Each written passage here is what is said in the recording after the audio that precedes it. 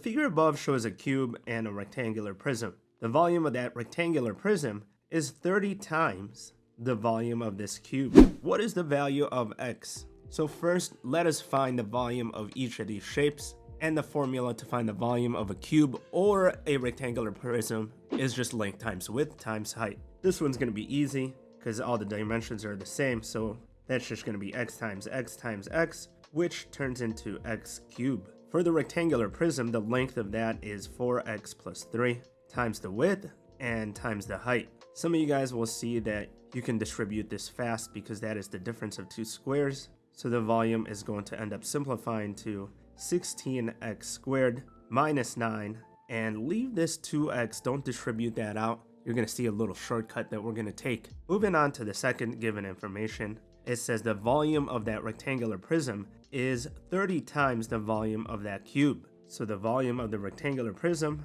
is this expression, and that's going to equal 30 times the volume of that cube. We're going to have to factor this out and solve for x. Do not divide by 2x because you're going to lose some of your roots. And let's just bring this to the other side by subtracting 30x cubed to both sides. Here's my shortcut to factor this cubic equation. It's kind of like factor by grouping. Both of these expressions have a common factor of 2x because this can be written as 2x times negative 15x squared. That's going to make it a lot easier to factor because if they have this greatest common factor, we can write that on the outside, and I'm going to be left with those terms in green. Simplifying those green terms, these are going to be like terms, so that's going to end up being x squared minus 9 in the inside equals 0, and this factors into x plus 3 and x minus 3 because that is a difference of two squares once again.